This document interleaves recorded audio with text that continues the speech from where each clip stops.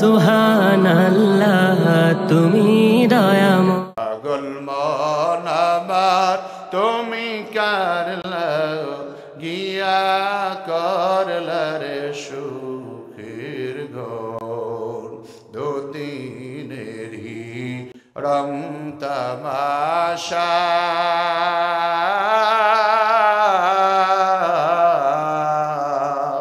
আর যত স্বপ্ন আশা সব আয়োজন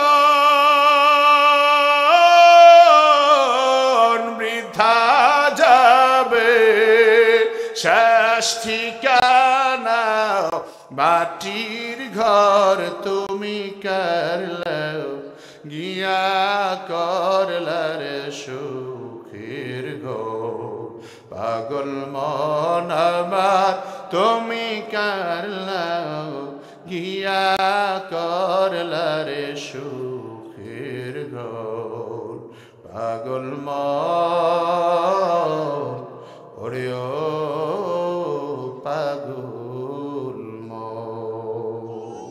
মুসলমান নবীর উম্মত আছে আমার বন্ধুগণ, নামাজের সময় হলে নামাজ তো আদায় করেই না, নামাজ তো আদায় করে না, বরং নামাজিকে ব্যঙ্গ করে কথা বলে এমন মুনাফিক মার্কা মুসলমান আছে না নাই? যদি আপনি বলেন ভাই তুমি নামাজ পড়ো না কেন, আপনার ঈমান আপনার কাছে, আমার নামাজ আমার কাছে, আপনার নামাজ আপনি পড়েন, এত পেঁচাল পাইলেন না। যদি আপনি বলেন ভাই তুমি মুসলমান নামাজটা পড়ে যাও না, তখন আপনার জবাব দিয়ে বলবে আমি নামাজ না পড়লে কি হবে, আমার ঈমানটা বড় ঠিক আছে। এরকম ঈমানদার ঠিক বলা মানুষ বাংলাদেশে আছে না নাই? আপনাদের বগুড়াতেও আছে না নাই? আমার বন্ধুগণ বড় দুঃখ লাগে, মুসলমান ঈমান ঠিক আছে বলে স্লোগান দেয়, অথচ আমি বলি যাদের ঈমান নাই তারাই আল্লাহর বিধানকে তোয়াক্কা করে না। কথা বলুন ঠিক কিনা? ঈমান যদি থাকে তাহলে নামাজের বিধানকে তোয়াক্কা করবে, আসলে তো ঈমানই নাই।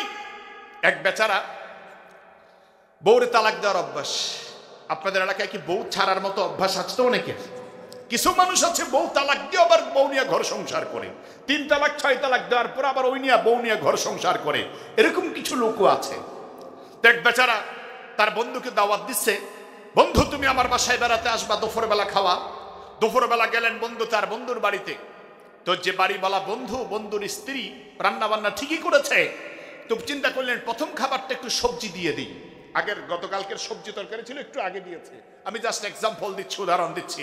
সবজি তরকারি আগে দেওয়ার কারণে বন্ধু তো মেজাজ গরম, বউকে ডাক দিয়ে গাই ফাতনি, ভাষা সুন্দর না আর কি, আপনার তো বগুড়ার মানুষ ভাষা সুন্দর, কিন্তু অনেক এলাকা আছে ভাষাই সুন্দর না, স্ত্রীকে সুন্দরভাবে ডাক দেয় না, গাই ফাতনির ঘরের ফাতনি।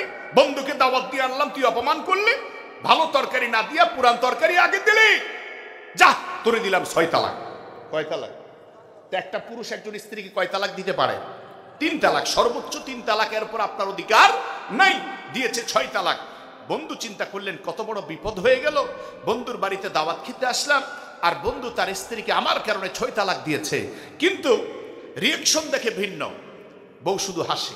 আচ্ছা, তালাক প্রাপ্তা মেয়ে, সে কান্নার কথা, বাপের বাড়ি চলে যাবে স্বামী সংসার ফেলে, কিন্তু সে শুধু হাসতেছে, ব্যাপারটা বুঝে না। জিজ্ঞেস করে, ভাবি আপনি হাসতেছেন কারণটা কি?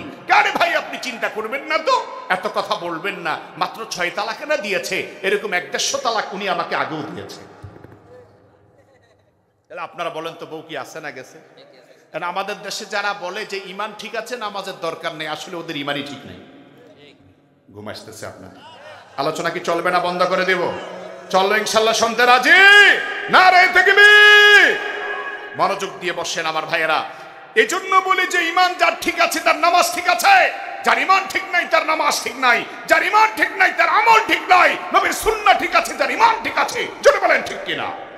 আমাদের দেশে আমরা লক্ষ্য করতে পারছি আজকের সমাজে ইসলাম কিনে বান্দরামি করছে কিছু বেঈমান, কিছু নাফরমানেরা।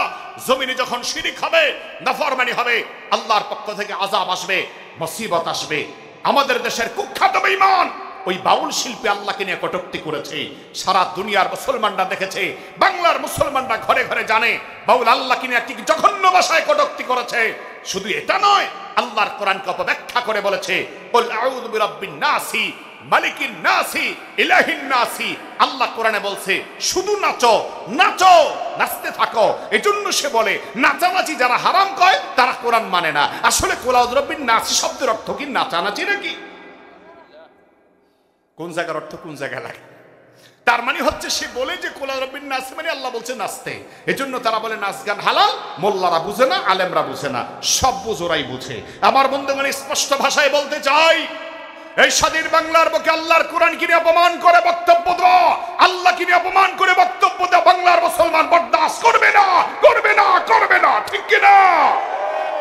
আমরা ওই বাউল কুখ্যাত বেঈমান শুধু তাকে নয়, বরং যারা বিগত দিনে আল্লাহর হাবিব কিনে ব্যঙ্গ করেছে, কোরআন কিনে অপমান করেছে, আল্লাহর ইজ্জত নিয়ে অপমান করে বক্তব্য দিয়েছে, তাদের জন্য ব্লাসফেমি আইন পাস করে তাদের জন্য শাস্তির ঘোষণা, মৃত্যুদণ্ড কার্যকর করার আবেদন জানাবো, জানাবো, জানাবো, ঠিক কিনা বলেন? কারা কারা যে আছেন দু হাত তুলে দেখা।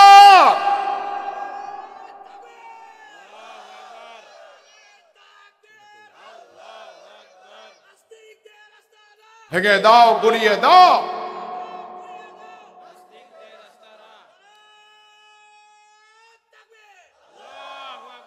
জমিনে গজব আসবে না তো কি আসবে?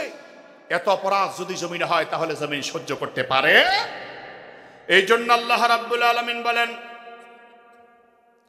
দুনিয়ার জমিনে যদি আমি আল্লাহ তাআলার রহমত আর শান্তি পেতে চাও, আমি আল্লাহ তাআলা তোমাদের সবার জন্য বিধান দিয়ে দিলাম।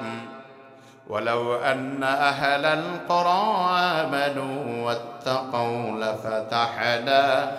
লাফাতাহনা আলাইহিম বারাকাতিম মিনাস সামাই ওয়াল আরদ। জোরে বলুন আল্লাহু আকবার। আল্লাহ বলেন, দুনিয়ার ইমানদারেরা, জমিনের অধিবাসীরা যদি আমি আল্লাহকে ভয় করে চলে, আমি আল্লাহ তাআলার হুকুম মেনে যদি তারা চলতে পারে, আমি আল্লাহ আসমান থেকে রহমত পাঠায় দিব, জমিনের বরকত আমি আল্লাহ তাদের দান করব।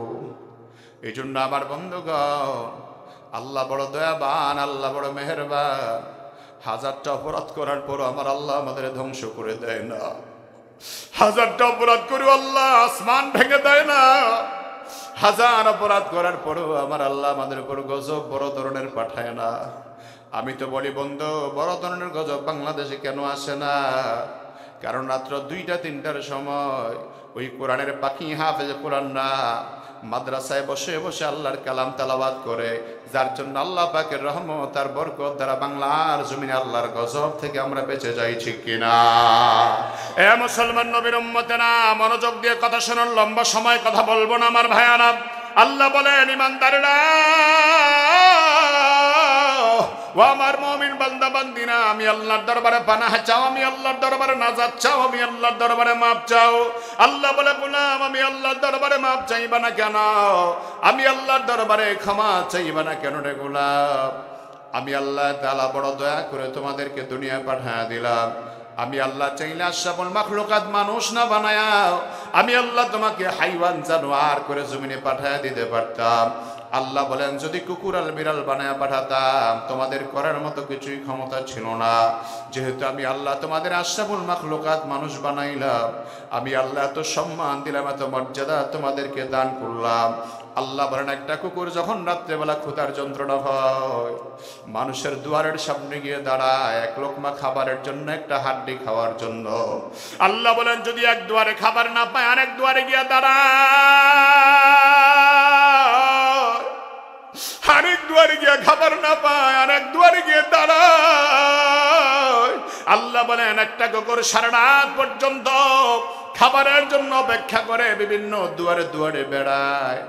আল্লাহ কয়, কুকুর যদি খাবার না পায় রাত্রেবেলা পেটটা মাটির সাথে লাগাই দিয়ে ঘুমায় থাকে, রাত্রেবেলা পেটটা মাটির সাথে লাগাই দিয়ে ধৈর্য ধারণ করে। আল্লাহ কয়, তোমারও যদি আমি আল্লাহ কুকুর বানায় পাঠাতাম, এইভাবে খাবারের জন্য মানুষের দুয়ারে দুয়ারে গিয়ে তোমার ধরনা দেওয়া লাগতো। আল্লাহ বলেন, আমি আল্লাহ তোমার আশরাফুল মাখলুকাত মানুষ বানায় পাঠালাম। শুধু তাই নয় রে গোলাম, আমি আল্লাহ তোমার এত সম্মানের রিজিক দিলাম, এত মর্যাদার রিজিক আমি আল্লাহ দিলাম। দুনিয়ার যত মাখলুকাত আমি আল্লাহ পাঠায় দিলাম, সব মাখলুকাতকে আমি আল্লাহ তাআলা সিদ্ধান্ত দান করে দিলাম। সবাই মাথাটা খাবারের সাথে মুখটা লাগায় লাগায় খাবার খায়।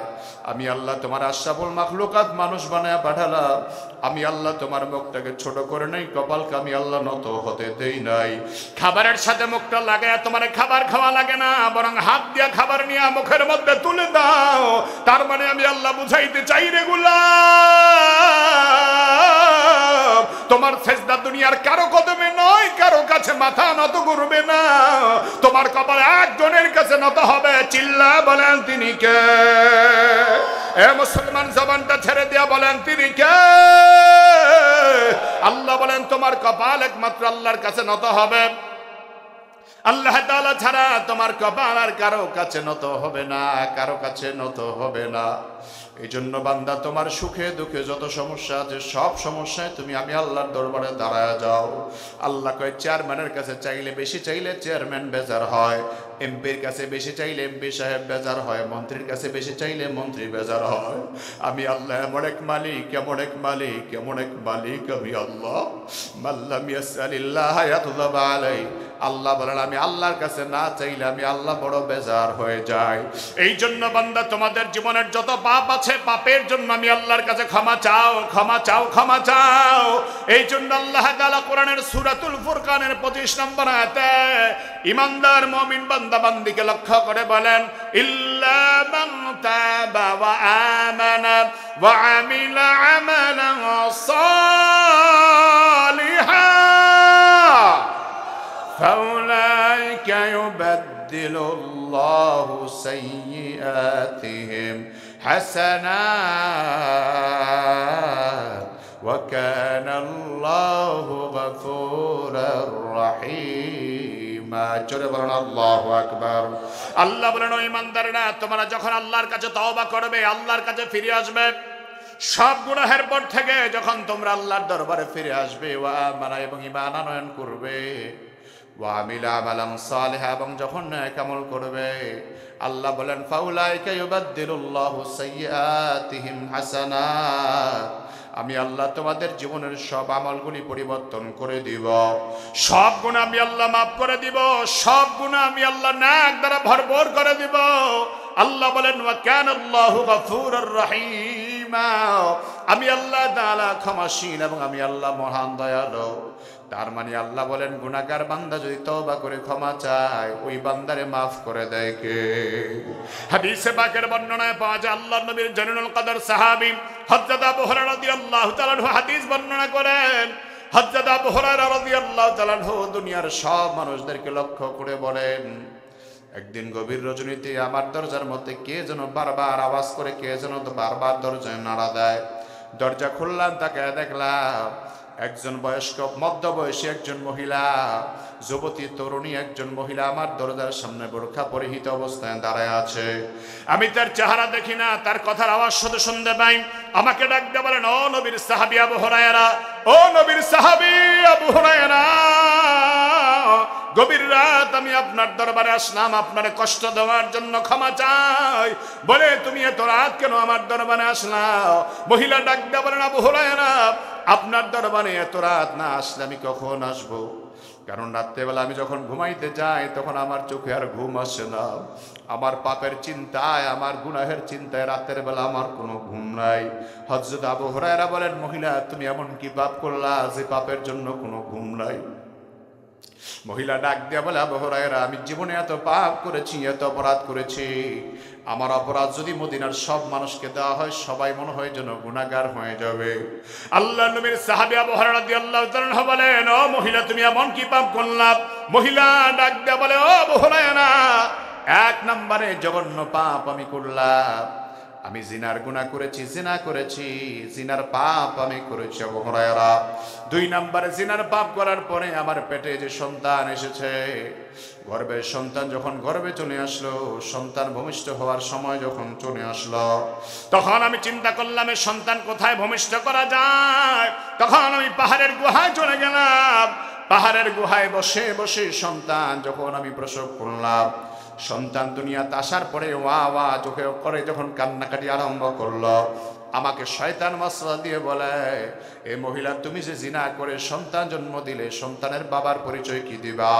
যখন আমার মাথায় চিন্তা আসলো সন্তানের বাবার পরিচয় কি দিব, তখন আমি মন থেকে সিদ্ধান্ত নিলাম এই বাচ্চার পরিচয় দেওয়ার কোনো দরকার নাই, বাচ্চাকে লোক সমাজে দেওয়ার কোনো দরকার নাই। আমি বাচ্চার গলা টিপে বাচ্চাকে হত্যা করলাম। হযরত আবু হুরায়রা রাদিয়াল্লাহু তাআলা মুহূর্তের মধ্যে ডাক দিয়ে কই, মহিলা তুমি 1 নম্বরে জিনাকারিনী মহিলা, 2 নম্বরে তুমি বাচ্চাকে হত্যা করেছ। তোমার মতো পাপী মহিলা আমার দরবারে থাকার দরকার নাই, দরজা থেকে বের হয়ে চলে যাও। মহিলা চিল্লানি দিয়া ডাক দেয়া বলেন, আবু হুরায়রা তুমি আমারে দাঁড়া দিও না, তুমি আমারে দাঁড়া দিও না। আমি আপনার কাছে আগমন করলাম আবু হুরায়রা, রাহমাতুল লিল আলামিন নবীর সাথে আপনার চলাফেরা বেশি, আল্লাহর বিধানের ব্যাপার আপনার জানা শোনা বেশি। আপনি কি কোরআনের আয়াত থেকে আমারে বলতে পারেন এত বড় পাপ কি আল্লাহ ক্ষমা করবে নাকি? হযরত আবু হুরায়রা ডাক দিয়া বলেন, মহিলা তুমি চলে যাও, তোমার মতো পাপীকে আল্লাহ মাফ করবে না, মাফ করবে না, মাফ করবে না। মহিলা বেজার হয়ে চলে আসলেন, ব্যর্থ হয়ে যখন চলে গেলেন, রাতের বেলা ঘুমাইতে যায়, পরের রাত্রে বেলা মহিলার আর কোনো ঘুম নাই।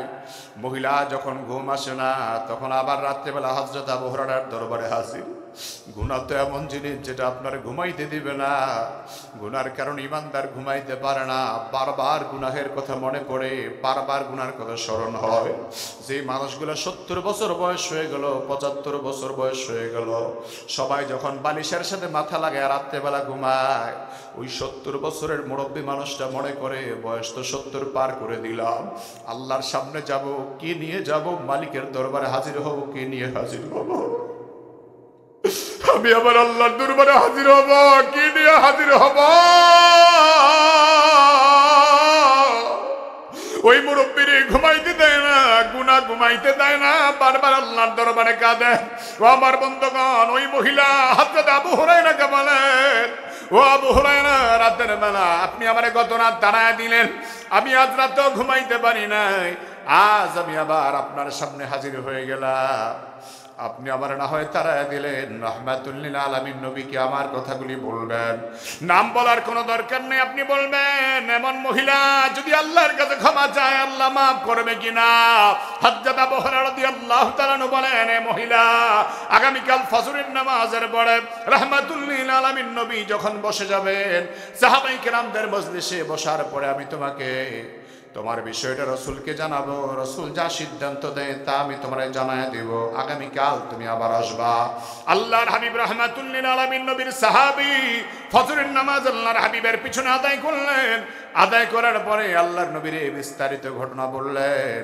রাহমাতুল লিল আলামিন তখন কোরআনে কারীমের সূরাতুল ফুরকানের 70 নম্বর আয়াত শোনায় দিলেন, আর বললেন, ইয়া আবু হুরায়রা, এ আবু হুরায়রা, মহিলারে জানা দাও, এত বড় পাপীও যদি আল্লাহর দরবারে ক্ষমা চায়, আমার আল্লাহর দরবারে ক্ষমার দরজাটা অনেক বড়, অনেক বড়, অনেক বড়। আমার আল্লাহ তাআলা এর চাইতে বড় বড় অপরাধীরে আমার আল্লাহ ক্ষমা করতে পারেন, ক্ষমা করে দেয়। মহিলা যেহেতু নাম পরিচয় দেয় না, তুমি মহিলারে বলো মহিলা যেন আল্লাহর কাছে ক্ষমা চায়। হযরত আবু হুরায়রা রাদিয়াল্লাহু তাআলা খবর পাওয়ার পরে যখন চলে আসলেন, পরের দিন রাত্রে বেলা মহিলা আল্লাহর হাবিব রাহমাতুল লিল আলামিন নবীর পয়গাম জানার জন্য আবু হুরায়রা রাদিয়াল্লাহু তাআলা দরবারে আসলেন। হযরত আবু হুরায়রাকে জিজ্ঞেস করলেন, আবু হুরায়রা, আমার ব্যাপারে কোনো পয়গাম আছে কিনা, কোনো খবর আছে কিনা, তুমি আমারে বলে দাও না। হযরত আবু হুরায়রা বলেন, এ মহিলা, তোমার ব্যাপারে আল্লাহর পক্ষ থেকে প্রশ্ন এসেছে, জবাব এসেছে। আল্লাহর হাবিব রাহমাতুল লিল আলামিন নবী আয়াত আমারে শোনায় দিলেন, ইল্লা মান তাবা, যদি তুমি তওবা করো আর যদি আল্লাহর প্রতি পরিপূর্ণ ঈমান আনো, আল্লাহর কাছে তওবা করো আর যদি নেক আমল করো, আল্লাহ তাআলা তোমারে ক্ষমা করবেন, তোমার জীবনের পাপগুলি আল্লাহ মাফ করে দিবেন। ঘোষণা শোনার সঙ্গে সঙ্গে মহিলাটা সিজদায় পড়ে গেল, আল্লাহর দরবারে কান্নাকাটি আরম্ভ করলো। আমার বন্ধুগণ, মহিলা আল্লাহর দরবারে কান্নাকাটি করে আল্লাহকে ডাক দেয়, আল্লাহ,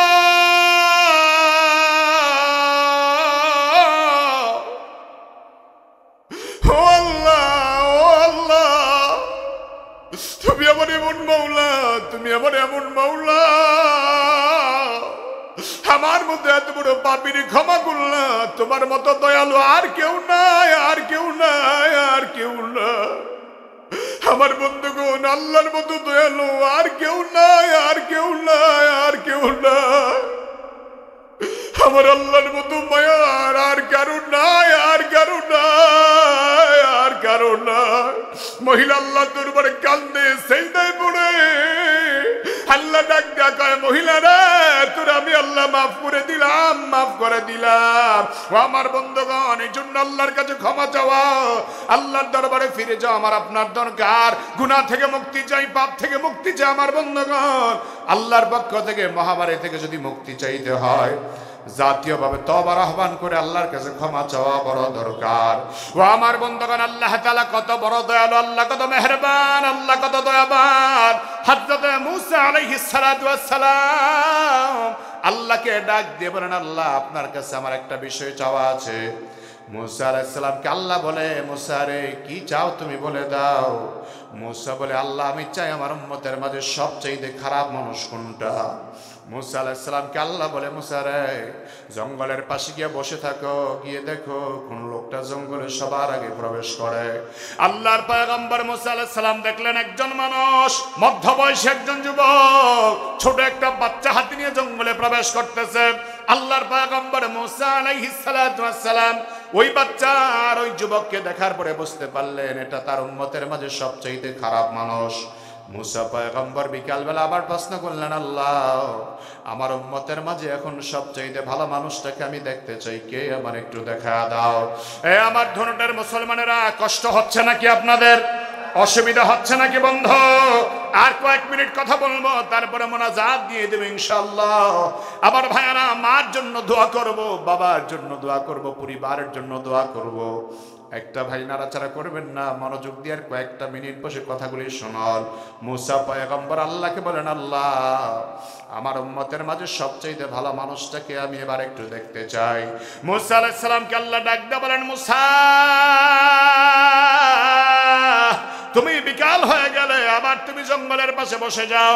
মুসা পয়গম্বর আবার জঙ্গলের পাশে বসে গেল। বললেন, মুসা এখন যে লোকটা বের হবে এই লোকটা তোমার উম্মতের মাঝে সবচেয়ে ভালো মানুষ।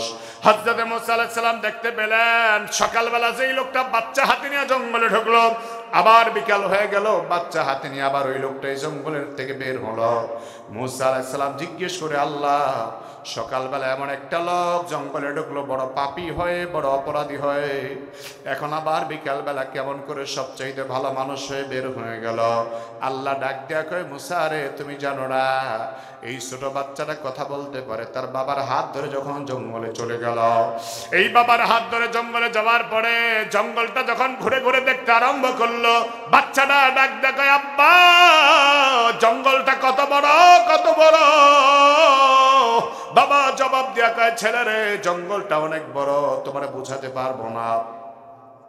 এবার ছেলেটা আবার ডাক দেয়া কয়, বাবা জঙ্গলের চাইতে বড় কিছু আছে নাকি? বলে জঙ্গলের চাইতে বড় হলো পাহাড়। বাবা আবার জিজ্ঞেস করে, বাবা জঙ্গলের চাইতে বড় যদি পাহাড় হয়, পাহাড়ের চাইতে বড় কি আছে? বলে পাহাড়ের চাইতে বড় হলো নদী এবং সাগর। এবার বাচ্চাটা আবার জিজ্ঞেস করে, বাবা বলো নদী সাগরের চাইতে বড় কি? বলে নদী আর সাগরের চাইতে বড় হলো আসমান। এবার বাচ্চাটা আবার জিজ্ঞেস করে, বাবা আসমানের চাইতে বড় কিছু আছে নাকি? এবার বাবা ডাক দিয়া কয়, ছেলেরে আমার আসমানের চাইতে বড় হলো আমার পাপ, আমার গুনাহ। আমার গুনাহ আসমানের চাইতে বড়, জমিনের চাইতে বড়। আমার গুনাহ পৃথিবীর চাইতে বড়। বাবা কান্দে আর কয়, ছেলে আমার পাপের কোনো শেষ নাই, আমার পাপের কোনো শেষ নাই। এবার বাচ্চা ডাক দেয়া কয়, বাবা তোমার পাপ যদি এত বেশি হয়, আমার জানতে বড় ইচ্ছা করে বাবা তোমার পাপের চাইতে বড় কিছু আছে নাকি? তখন বাচ্চাটা জবাব, বাবাটা ডাক দেয়া কয়, ছেলেরে আমার বাবার চাইতে বড় একটা জিনিস আছে, সেটা আমার মালিক আল্লাহর দয়া।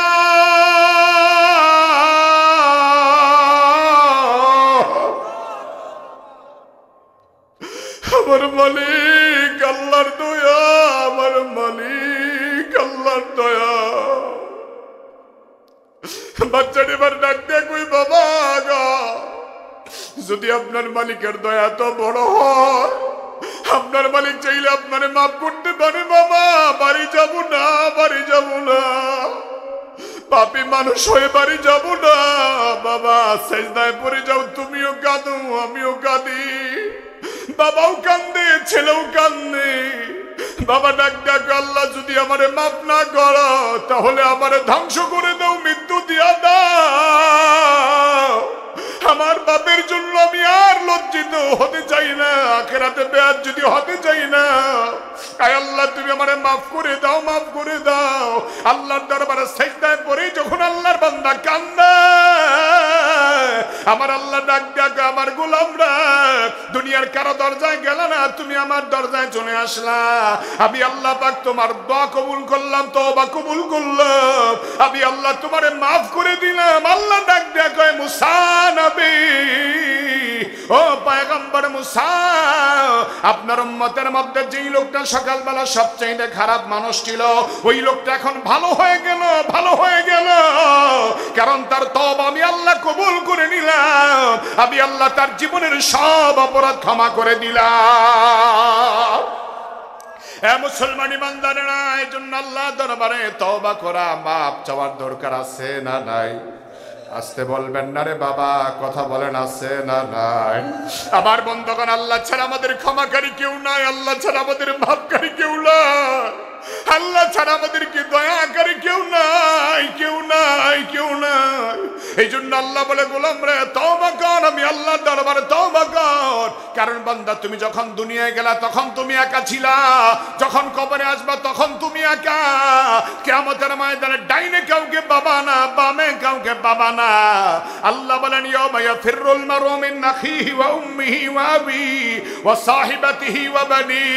আমি আল্লাহ কিয়ামতের ময়দান যেদিন কায়েম করব, সেদিন মা তার সন্তান ভুলে যাবে, বাবা তার সন্তান ছেড়ে দিবে, ভাই তার ভাইকে ছেড়ে দিবে, আপনজন তার আপনজনকে ছেড়ে দিবে, বন্ধু বন্ধুকে ছেড়ে দিবে। সেদিন আপন বলতে কেউ থাকবে না। সেদিন আপন বলতে একজন শুধু আরশে আজিমের নিচে পড়ে কাঁদবে আর বলবে, রব্বি হাবলি উম্মতি, রব্বি হাবলি উম্মতি।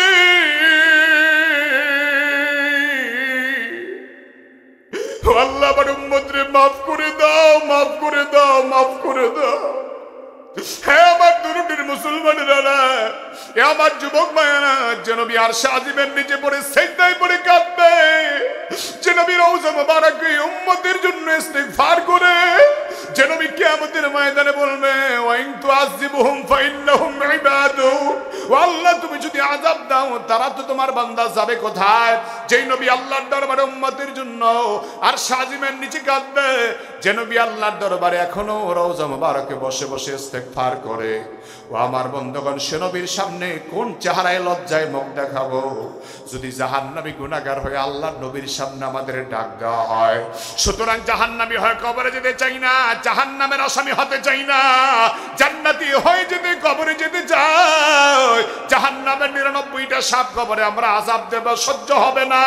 আমার বন্ধুগণ, কবরের আযাব আমরা সহ্য করতে পারবো না, হাসরের ময়দানের ভয়াবহতা সহ্য হবে না।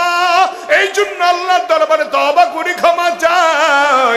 জীবনের গুনার জন্য তওবা করতে কারা কারা রাজি? দুহাত তুলে আল্লাহরে দেখায় জবানটা ছেড়ে দিয়া বলেন আল্লাহ। এইভাবে নয়, চেহারাটা মলিন করে আওয়াজ দিয়া বলেন আল্লাহ। ও আল্লাহ তুমি দেখাও, গুনাহের কথা মনে করি কার কার চোখের কোণায় পানি জমা হয়ে গেছে। হায় আল্লাহ, রাত গভীর, কুয়াশার পানি টপ টপ করে পড়ছে। যুবকগুলি, আলেম ওলামারা, মুরব্বীরা বসে বসে হায় আল্লাহ চোখের পানি ছাড়তেছে আর কাঁদতেছে, আর তোমার কাছে ক্ষমা চাওয়ার জন্য বসা আছে। আল্লাহ, ও আল্লাহ তুমি আমাদের মাফ করে দাও, মাফ করে দাও। আয় আল্লাহ, যেদিন আমাদের ডাক দিবা ঈমানের সাথে কবুল করে নিও, যেদিন আমাদের ডাক দিবা ঈমানের সাথে না খালাতে কবুল করে নিও। আল্লাহ আমাদের 5 ওয়াক্ত নামাজি করে কবুল করে নাও।